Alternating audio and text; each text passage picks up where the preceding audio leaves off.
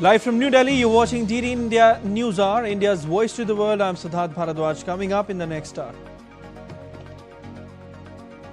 Prime Minister Modi appreciates US President Trump's sentiments after he reaffirms friendship with PM Modi, calls ties with India very special.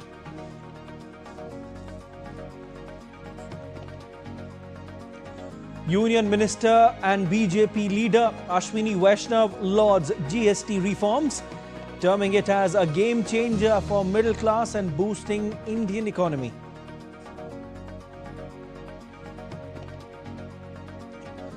Typhoon Peipa passes through East Coast, flooding Shizuoka town. And in sports, stage is set for a blockbuster women's singles final at the US Open. Reigning champion Aryna Sabalenka to face Amanda Anisimova.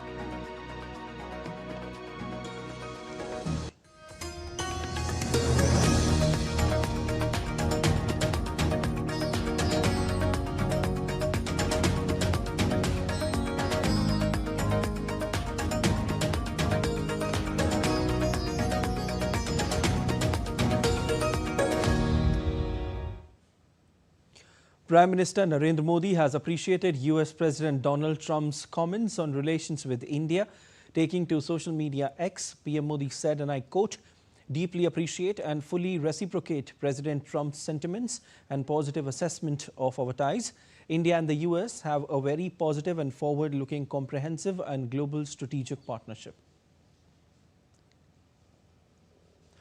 Earlier, Trump had described India-US ties as a very special relationship, saying he would always be friends with Prime Minister Modi. With Modi, he's great. Prime Minister, he's great. I'll always be friends, but I just don't like what he's doing at this particular moment. But India and the United States have a special relationship. There's nothing to worry about. Referring to Prime Minister Modi's social media post on India-US relations, External Affairs Minister Dr. S. Jaishankar said that PM Modi attaches enormous importance to the partnership with the US, adding that India remains engaged with the US. Prime Minister Modi obviously attaches enormous importance to our partnership with the United States. Where President Trump is concerned, he's always had a very good personal equation with President Trump. But the point is, look, we are engaged, we remain engaged with the United States, and at this time, I can't say more than that. Union Minister and BJP leader Ashwini Vaishnaw addressed a press conference on Saturday, highlighting the recent goods and services tax reforms as a transformative step for India's economy. The BJP leader lauded the changes, describing them as a game changer for the middle class and a significant boost to overall economic growth. The minister emphasized that the reforms, effective from the first day of the festival of Navratri on September 22nd, reduce rates on nearly every essential item used by middle-class families. GST में reforms करके माननीय प्रधानमंत्री जी ने middle class परिवारों को एक बहुत बड़ी राहत दी है, बहुत बड़ा एक तोहफा दिया है। जीएसटी में जिस तरह के सुधार हुए हैं, ये सुधार हमारे देश के 140 करोड़ देशवासियों के जीवन में एक बड़ी राहत के रूप में आए हैं।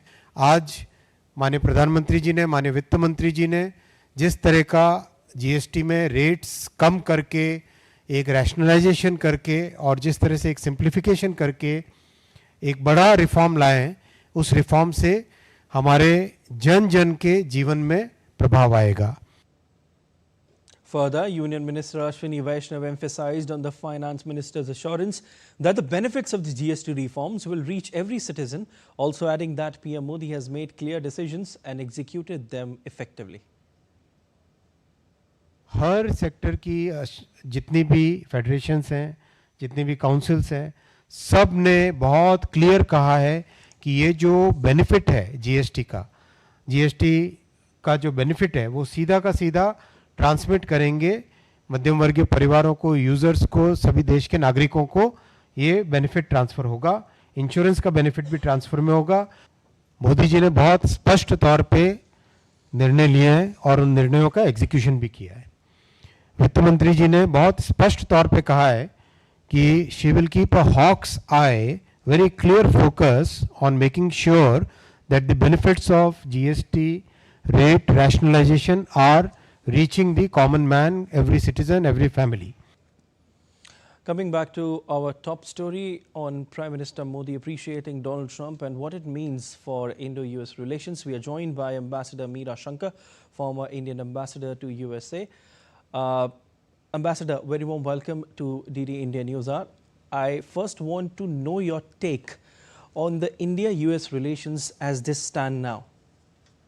Look, there has been tension in the relationship Yes. in recent days because of the tariffs which have been imposed on India higher than on any other country. And this includes punitive tariffs for India's purchase of Russian oil. India believes that it has been unfairly singled out.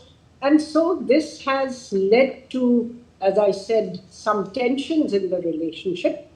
But President Trump's tweet that he has a great relationship with Prime Minister Modi and that Modi will continue to be his friend, and positive sentiments on India-US relations, I think provide an opening for both countries. And Prime Minister Modi has responded very positively to President Trump's tweet, appreciating his sentiments on the positive and forward-looking, comprehensive and global strategic partnership between India and the United States. So this is an opening which could hold the potential of allowing the two countries to begin a process of re-engagement on trade issues. Correct. And to try to work their way through some of the differences which have arisen, or to work their way around it where this is not possible. I think it's an opportunity. Let's see where it leads. Okay. Can we call it a strategic reset in ties between both the countries? Too early.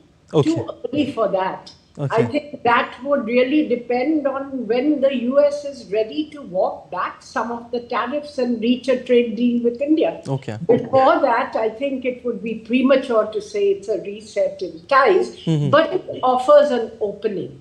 Okay. You know, from the very Just a stepping stone, just the beginning. Yes, very harsh rhetoric which was coming out of Washington. You know, Peter Navarro, Howard Lutnick, Yeah. all of them singling out India for very harsh comments. President Trump's tweet offers an opening to walk back from that and to, you know, provide an opportunity where both countries may see it worth their while to re-engage on these issues. The rest of the relationship has kept moving. You know, we've had 2+2 dialogue between the officials of the Foreign Ministry and Defense Ministry on both sides. Yeah. We have had a military exercise in India in which the US military has participated. Yeah. There's been an military exercise in Alaska where the Indian military has participated. And the signals being sent are there's continuity in the rest of the relationship. Well, President Trump's words also try to portray this trade issue as a kind of a temporary blip in the relationship. But from India's point of view, you know, with all those labor-intensive sectors getting hit, it may not be a temporary blip. It's quite an important aspect of the relationship. And we would hope that the two countries can work their way forward on these issues in a way which recognizes India's concerns and, you know, doesn't seek completely one-sided, you know, a one-sided agreement. Okay. Donald Trump has termed the relationship between India and the US very special. How do you react on that, on Trump's statement? Well, I think, you see, there's been criticism that the US could lose India as a result of the way it's been treating India. And the the fact that India also signaled that it was prepared for some rebalancing of ties with the powers through the summit, SCO summit, which attended, and Trump had tweeted, I think we have lost Russia and India to deepest, darkest China. And there has been criticism from foreign policy experts, including from former National Security Advisor Jake Sullivan, that the US policies are driving India away and that the US could actually lose India. So I think Trump's efforts, Trump's tweets are an effort to, recover some of that lost ground and not be in a state where India is pushed irrevocably away from the United States.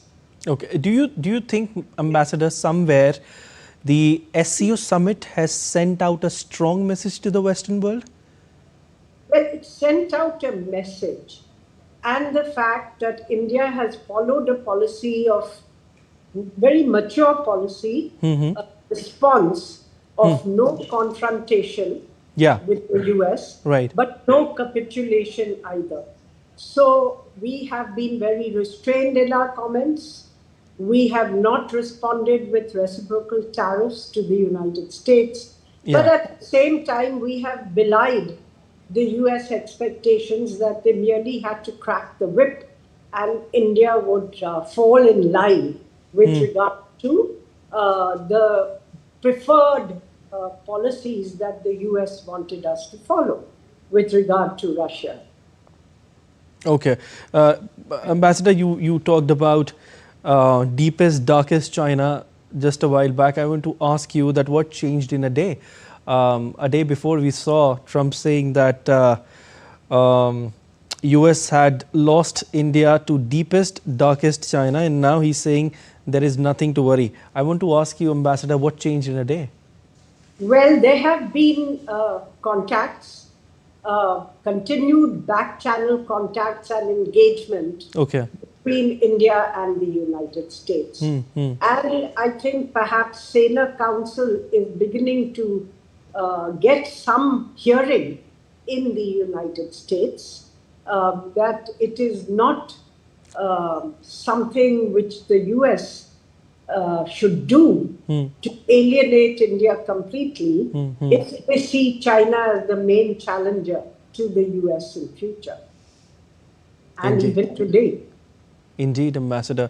From past few days, Ambassador, we are witnessing a measured tone from Trump top aides. Whether it's Nikki Haley, it's Scott Bessent. Was this statement by Trump building up since days and it just released today? Well, I think it's also a response because Trump is very mercurial, as you've seen.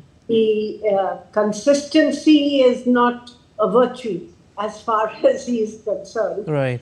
So we are seeing this. But I think from India's point of view, it's more important that he has shifted ground than, and we should really seize this opportunity to see where we can take it.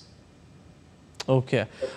We talked about trade deal. You talked about trade deal, Ambassador, also a while back. What are the chances of trade deal from here after Trump's statement and also Prime Minister Narendra Modi appreciating President Donald Trump? Well, I think that if both countries want to, they can find workarounds. In the past, there have been so many issues where our positions were not the same, but we were able to find either a way to, agree to disagree or to work around some of these issues. Okay. And I think it should, given goodwill, I think it should be possible to do that with the United States. But it's important for the United States to recognize that India is not an ally of the United States. We are a strategic partner of the United States, and there's a difference. And that is because there are areas where our interests converge, particularly in the Indo-Pacific, But there are also areas where there will be different approaches. Given India's geographical location, where it has Pakistan and China as neighbors and Russia as a next but one neighbor, and on the other hand, its level of development, which is very different from that of the United States, which Right. is the most developed economy. So there will be differences of perspective on several issues. And if we start making any area the touchstone of the entire relationship, the relationship will become very fraught. I think we have to proceed on the basis that the relationship is fundamentally in the interest of the two countries, and that we have to learn to talk through, live with our differences, and also work around them where we can. Indeed. Ambassador, what do you think till now? What is the impediment when it comes to the trade deal? Is it just the tariffs, or there are some other things as well? Well, I think, it's a mixture of things. Okay. But obviously, the latest tweets from President Trump show that there is some saner thinking going on about the overall relationship. So I think we should seek, as I said, to explore and probe the opening that this provides. Okay, very quickly, Ambassador, how does the future looks like here from here on? Especially after Trump's tweet today, Trump's post today, and everything what you've said regarding the relations between the two countries. Well, I would hope that this binge of India bashing that has been going on is toned down. And that, they start looking at India not as the next whipping boy because they can't hit China since it hit back with restrictions on exports of rare earths and critical minerals impacting the US economy, but as a strategic partner who fundamentally has a good relationship with the United States. There are many areas of convergence, but at the same time, understanding that there will not be 100% agreement between the two countries on various issues, given our divergent locations, given our divergent levels of economic development. All right, Ambassador Meera Shankar, thank you so much for joining in on DD India News Hour. Thank you. And still to come on DD India News Hour. Czech opposition politician Andrej Babis launches his party's election campaign.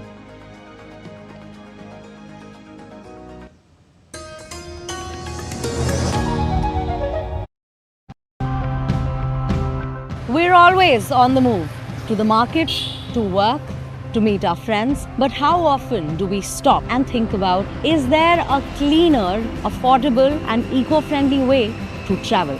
Since switching to this e-rickshaw, I feel so much better.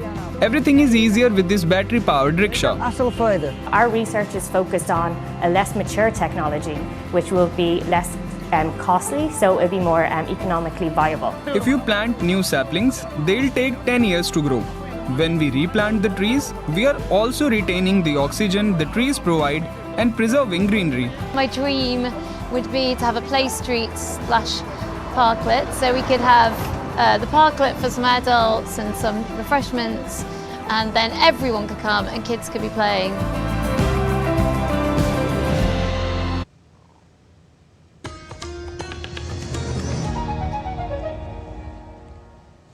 You're watching DD India News Hour. I am Siddharth Bharadwaj.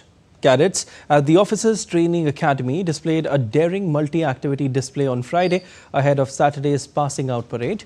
Passing Out Parade by the graduating officer cadets was reviewed by Indian Air Force Chief Air Chief Marshal A.P. Singh this morning.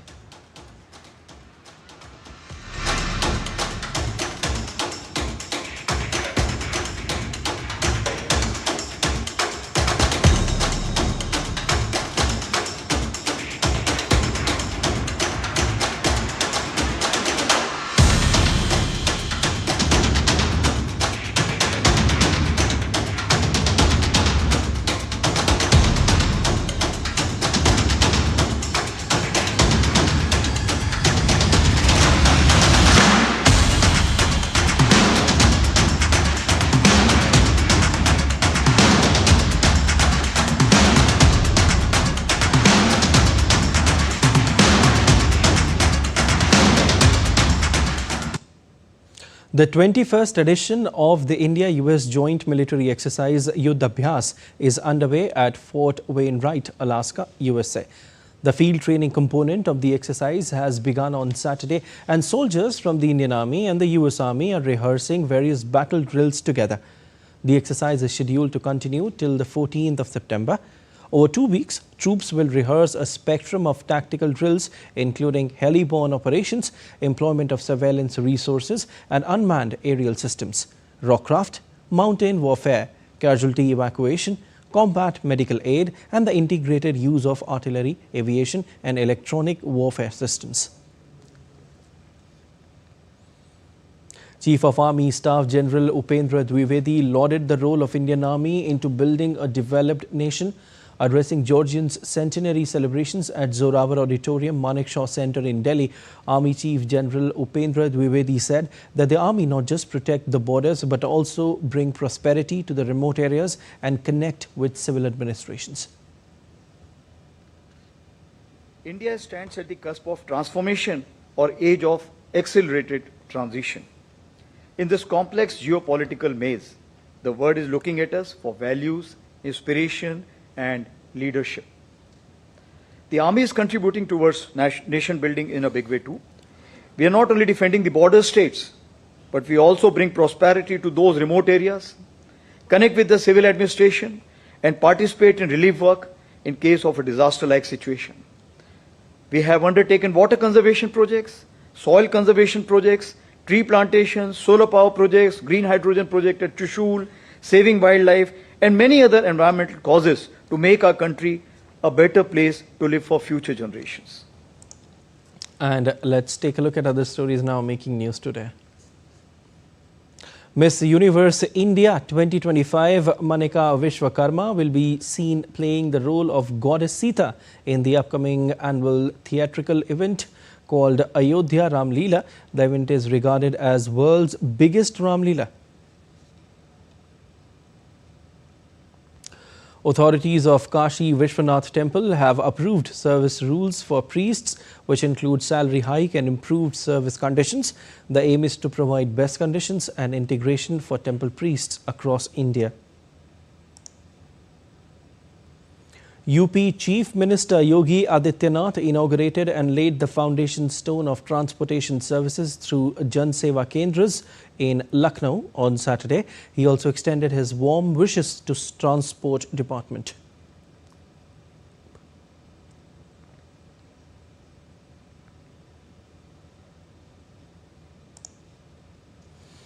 More than 300 South Koreans were among 475 people arrested by US immigration officials in a raid on Hyundai LG battery plant being built in the southern US state of Georgia, as per the foreign minister in Seoul on Saturday.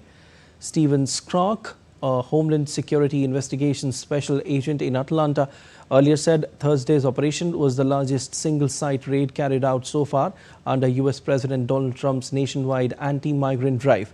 A raid stemmed from a criminal investigation into allegations of unlawful employment practices and serious federal crimes at the Hyundai Motor LG Energy Solution joint venture plant in the town of Illabel, as per Stephen Schrunk.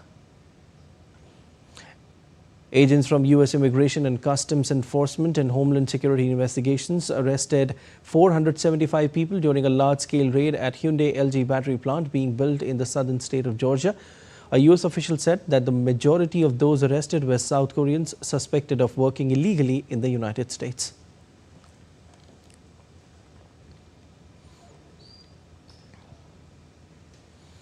US President Donald Trump escalated his criticism of the European Union on Friday after Brussels fined Alphabet's Google $3.45 billion for alleged anti-competitive conduct in its ad tech business. Trump vowed to raise the issue directly with the EU officials and threatened potential trade retaliation while speaking to reporters at the White House.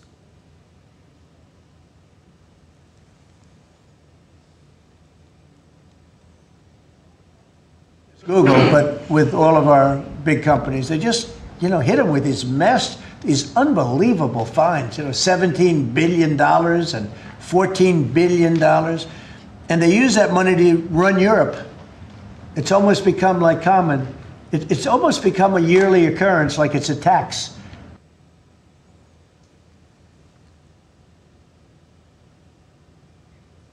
Trump has further labelled the action unfair and discriminatory and said he's considering launching a Section 301 investigation, a legal tool under 1974 Trade Act. The act allows the US to penalize foreign measures deemed unjustifiable or burdensome to American commerce. On its part, the European Commission said Google favoured its own display advertising technology services, reinforcing its AdX exchange's central role in the ad tech supply chain and enabling the company to charge high fees at the expense of rivals and publishers. The watchdog said the conduct has persisted since 2014 and ordered Google to stop self-preferencing and address inherent conflicts of interest.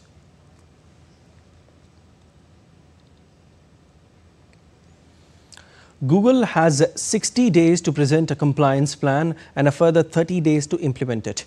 The company has criticized the EU decision and plans to appeal. The latest fine compared with a record €4.3 billion penalty handed out to Google in 2018, €2.42 billion in 2017 and a €1.49 billion in 2019.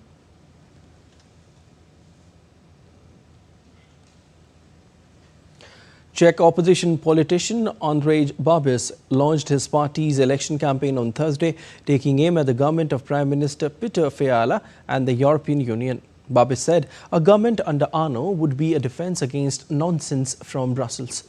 He also pledged to stop sending weapons to Ukraine. Opinion polls for next month's parliamentary elections show ANO winning the most votes with over 30%.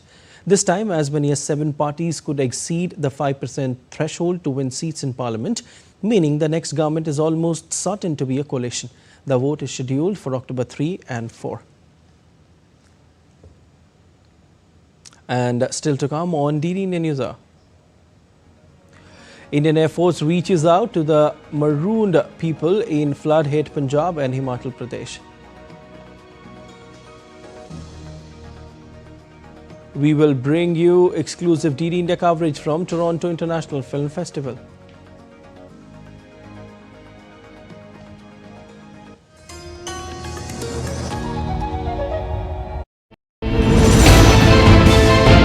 Geopolitics and trade deals. Economic challenges amid development. Hard work and the path to prosperity. It's the economy always. Between walkers, money is what money does and says. Supply creates its own demand. Between the bulls pulls and bears tears. When supply chains globalization and India rises to the podium. We'll get you centered with the economic brief at 8 p.m. every Thursday on DD India.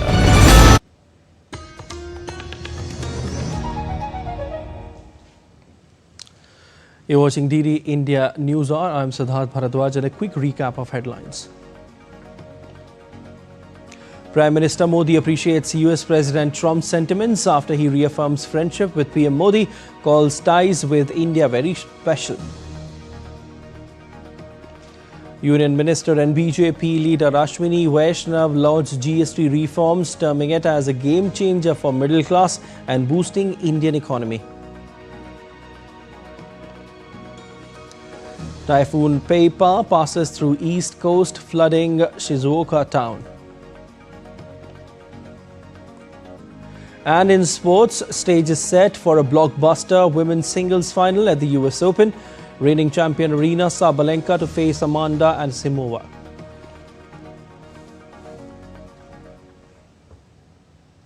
Tensions continue to play out between US and Venezuela as Trump sends additional 10 stealth fighter planes to a growing military buildup in the Caribbean. US has ordered the deployment of 10 F-35 fighter jets to a Puerto Rico airfield to conduct operations against drug cartels in a move likely to further inflame tensions in the region. The advanced fighter jets will be added to an already bristling US military presence in the southern Caribbean as President Trump carries out a campaign pledge to crack down on groups he blames for funneling drugs into the United States. This development comes 3 days after US forces striked a boat that Trump said was carrying massive amounts of drugs from Venezuela, killing 11 people. The strike appeared to set the stage for a sustained military campaign in Latin America. US has also deployed warships and increased military operations in the southern Caribbean and this week. Trump has made cracking down on drug cartels a central goal of his administration. According to US Secretary of State Marco Rubio, the campaign is part of a sustained effort to disrupt drug trafficking routes, even as Venezuela denies any involvement in the incident. Despite the mounting international pressure, Venezuelans maintained their daily routines with remarkable calm. Venezuelan President Nicolas Maduro called for a dialogue with Washington hours after US President Trump threatened to shoot down Venezuelan military jets if they pose a danger to US forces. Maduro dismissed US accusations linking his government to drug trafficking, calling the intelligence reports untrue and insisting Venezuela is committed to combating narcotics. Venezuelan president has said that Venezuela has always been willing to talk, to engage in dialogue, but we demand respect. Anti-government protesters clashed with riot police in Serbia after thousands earlier joined a demonstration in demand of elections. Police used tear gas and stun grenades to disperse the protesters in the area around the city. The protests are the latest of a now 10-month-long spate of demonstrations against the government. Thousands rallied in Novi Sad, the city where 16 people died in November 2024 when a train station roof collapsed. Protesters blame corruption for the disaster and are demanding early elections in hopes of ousting President Alexander Vučić and his SNS party. As dusk fell, thousands gathered in the city center, silently holding up their cell phone flashlights in remembrance of the disaster victims.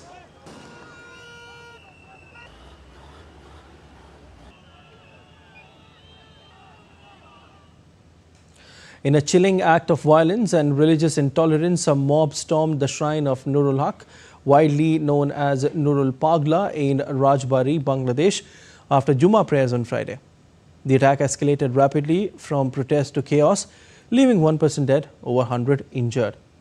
According to law enforcement sources, hundreds gathered under the banner of the Tawhidi Janata, accusing Nurul Pagla's burial site of grossly violating Islamic principles.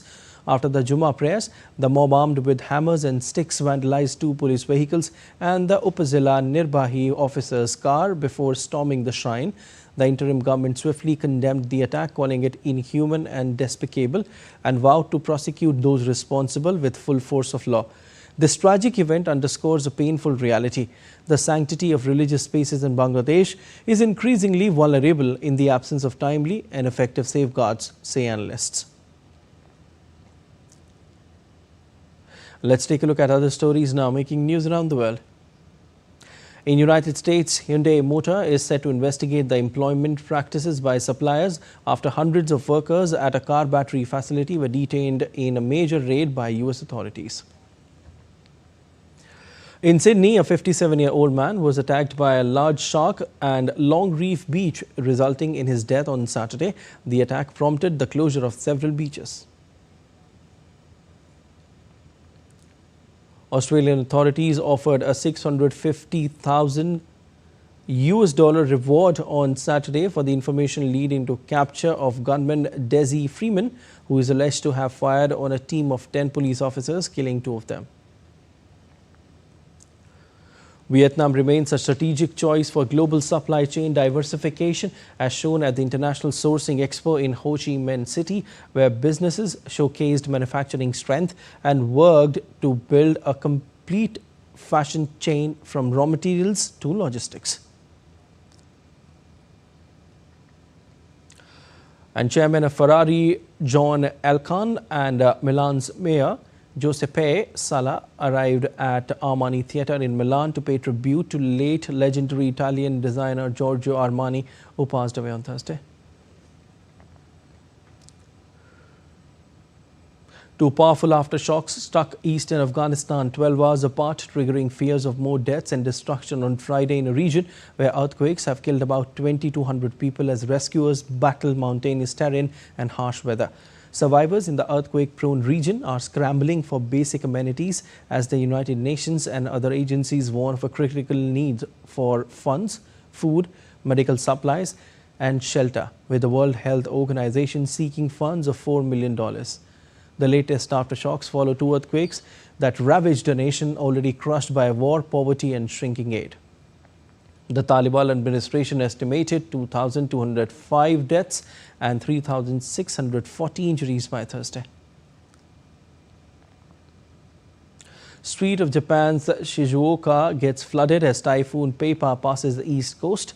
In Kamakura alone, the typhoon has destroyed at least 220 buildings in central Japan. The city received a series of disruptions. Tiles were blown off roads by strong winds. In fact, roofs as well, utility poles collapsing and other incidents. The local meteorological office warns of more torrential weather as the region is covered by developed rain clouds. Local police says an agricultural greenhouse was blown away by strong winds in Yaizu city, leaving a farmer with a severe facial fracture. The prefectural government said that in the city, 6 houses were completely destroyed while 34 other houses were partially damaged.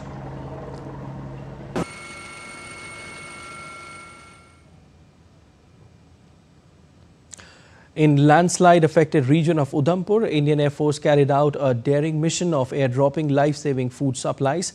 5.9 tons of life-saving food supplies were airdropped by IAF, sending a ray of hope from above to hundreds of trapped families. Meanwhile, in Himachal Pradesh, swift and heroic operations of IAF rescued 540 lives. Several crew members worked tirelessly to make the mission a success.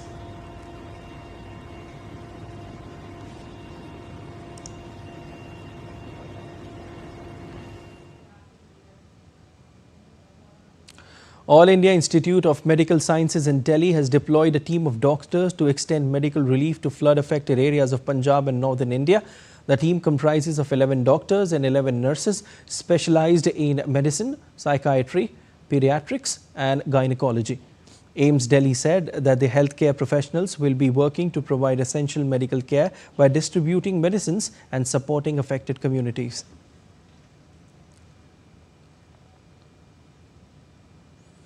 DD India's Munmun Bhattacharya spoke with the cast and crew of In Search of the Sky, an Indian film screening at the 50th Toronto International Film Festival. Here are some interesting snippets on the making of the film and director Jitank Singh Gurjar's journey from Gwalior to Toronto. Take a listen. The 50th edition of the Toronto International Film Festival has begun, and we have with us here the cast and crew of In Search of the Sky. It is the only Indian entry in the centerpiece section of TIFF 50. Let's talk to them. Tell us about your journey. You're someone who hails from Gwalior in Madhya Pradesh. You've come all the way from there to Toronto. How was this journey made possible? Yeah, I just born in a small town called Dabra in Gwalior. My roots are in villages. I want to tell my stories. And I started making small films in my hometown. Then I'm making films in Mumbai. Then Pooja came to me with this story, this particular story. And I was so mesmerized. And now we are here in TIFF. It all began with me traveling to rural India. And I love to go to these remote places in India. And this is last year, same time. This was one of the trip. And one of my very good friend, he has taken me to a very, very nice shelter home for mentally disabled children. And I kind of spent my entire day there talking to them and emotionally getting connected with them. And it was very strange and very painful when I spoke to the manager, and I was kind of figuring out how these boys and how these people ended up there. So mostly 80% of them were abandoned in the crowded area, deserted. And then I spoke to each one of them, and when I came back home, this entire day stayed with me. And then I started writing, and slowly we created a beautiful team. अभी तो ऐसा लग रहा है कि एक सपना है कि मैं यहाँ पे हूँ. अभी भी मुझे विश्वास नहीं हो रहा कि मैं यहाँ पर हूँ. मैं बहुत ज़्यादा लकी हूँ कि ये फिल्म मैंने की और ऐसा कैरेक्टर मुझे करने का मौका मिला. The most challenging part was definitely shooting in the Mahakumbh, because we shot live on locations without any production control, without any crowd control. The camera was handled throughout the days on my shoulder, and it was a very lean crew. So shooting in that environment was really, really challenging. But as a cinematographer, it was also a visual, symphony for me to be there, to be shooting what we shot there. And I think, yeah, it's an experience of a lifetime. We are hoping that we will get to release it in a few limited screens. And this film is made for India. It's made for the theaters of India. And we strongly believe that it will really connect with the, people of India. So yeah, about next year, people in India can expect to see this movie in the theaters there as well. And so that was an exclusive conversation with the cast and crew of In a Search of the Sky, and with cameraman YK Loknath. This is Munmun Bhattacharya from Toronto for DD India. The festival street of Toronto is overflowing with excitement. DD India's Munmun Bhattacharya caught up with few persons of Indian origin and a Canadian film enthusiast on their festival plans. There is all-round excitement about the 50th Toronto International Film Festival. 2 persons of Indian origin and 1 Canadian is right here with us. UV is an actor. He acts for Canadian shows here. UV, how excited are you about Indian representation this time around in TIFF? Oh, I'm very excited. I think it's growing now, just Indian representation in Hollywood in general. So seeing that representation at TIFF is great. Toronto is very multicultural. There's a lot of Desi people here, as you'll see, just walking around the streets. So seeing all those movies, seeing all the big directors and writers also come here to check out Toronto and show us some love is great, because the city gives love back. So it's always fun. Kavita, any particular movie that you're looking forward to seeing from the Indian basket? I am going to be watching Homebound. That's coming up, and I'm super excited about it. I mean, the cast is incredible. I've heard so many good things. And it's TIFF. We're going to have an industry event, the South Asian Canadian Filmmakers Federation, on Sunday. So we've got like A.R. Rahman coming, Tom Felton, Anurag Kashyap, and I'm just so excited to learn more about what they're bringing to the table, what is going to be screening here. It'll be great. Any particular movie that you plan to see here from the Indian side? I'm watching Homebound as well. I might check out Bandhan. I'm really trying to, the Bobby Deol and Anurag Kashyap movie. Its timings are so tough. There's so many things going on, but Homebound, I'm definitely going to that one. And what are the movies that you're looking forward to seeing here? I'm really looking forward to seeing Gail Maurice's Bloodlines, as well as Nika and Madison. There's also Hamlet that everyone's been talking about. There's so many great films, and like they were saying, that there's so much to see and not enough time to catch all of it. Absolutely. So much excitement here outside various theatres at the 50th Toronto International Film Festival with cameraman YK Loknath. This is Munmun Bhattacharya from Toronto for DD India. Iconic Hindi film Sholay completes 50 years, and so does TIFF. Ahead of Sholay's screening at the 50th edition of the Toronto International Film Festival, DD India's Munmun Bhattacharya spoke with its director Ramesh Sippy in Toronto on the iconic film and its restoration. Take a listen. We have with us here in Toronto Ramesh Sippy, director of the iconic Hindi movie from 1975 Sholay, and Sholay is being screened here at the Toronto International Film Festival. Such a pleasure to have you, Ramesh ji, on DD India. We know that 50 years of Sholay is what we are celebrating, and also 50 years of TIFF. So how do you see this synergy?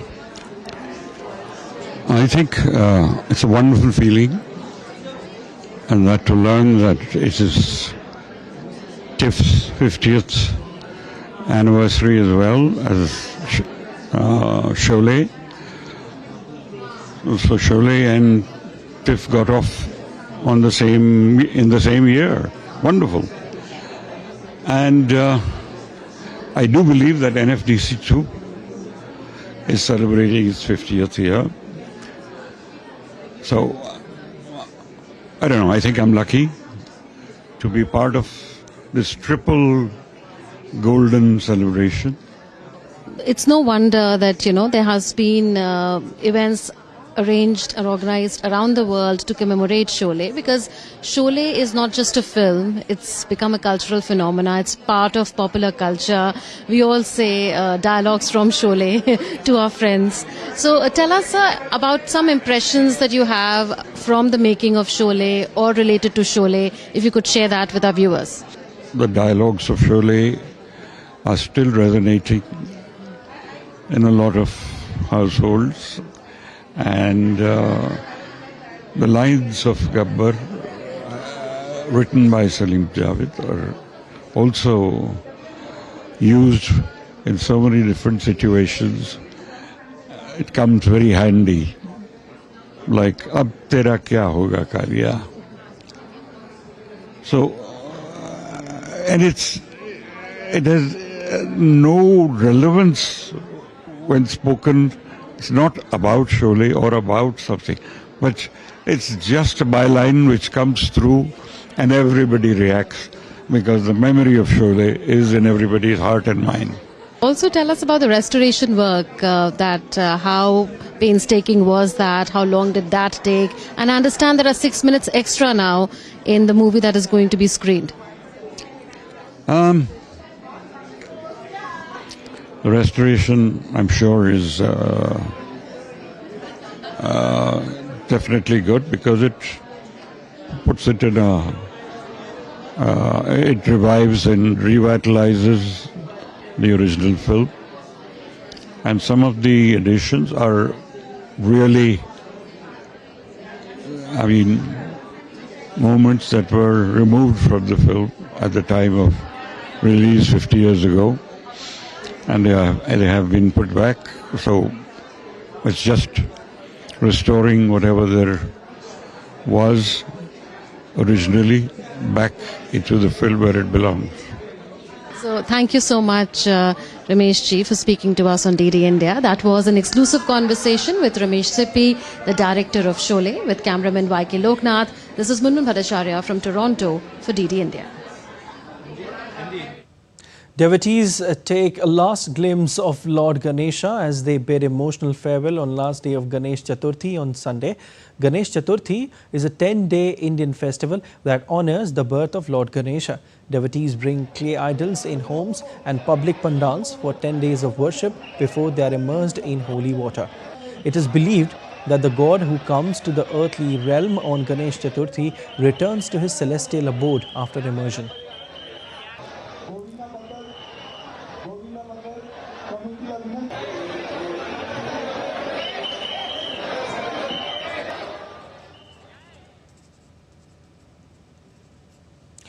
And you're watching DD India News. Our time now for sport. The stage is set for a blockbuster women's singles final at the US Open. Reigning champion and world number 1 Aryna Sabalenka will face American Amanda Anisimova in the summit clash on Saturday. One brings experience, the other brings momentum, making this contest one of the most anticipated finals in recent memory. Here's more.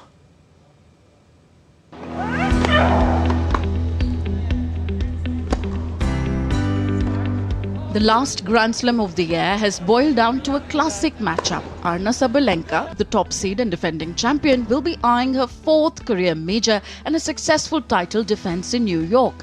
She showed her champion's resilience in the semi-finals, coming from a set down to beat American Jessica Pegula. Sabalenka has been the most consistent player on hard courts in recent years. The Belarusian is now into her 3rd straight US Open final and 6th overall on the surface. If Sabalenka wins the final, she'll become the first woman since Serena Williams a decade ago to lift back-to-back titles at Flushing Meadows. But across the net will be a player who thrives on upsetting the script. Amanda Anisimova, the 23-year-old American, has marched to her first US Open and 2nd major final in a stunning fashion. She took out 6-time Grand Slam winner Iga Swiatek in the quarterfinals and followed it with a gritty 3-set victory over 4-time major champion Naomi Osaka in the semis. Anisimova, however, carries the scars of her straight sets loss in the Wimbledon final earlier this summer, where she lost 6-0, 6-0 against Swiatek. In the final, she will look to prove that setback was only a learning step. Backed by the New York crowd, Anisimova's fearless shot-making and her strong record against Sabalenka, 6 wins in 9 meetings, make her a dangerous challenger. She also beat Sabalenka in their most recent encounter at Wimbledon. For Sabalenka, experience could be the ultimate edge. For Anisimova, the momentum and belief of knocking out giants could make her the story of this year's Open.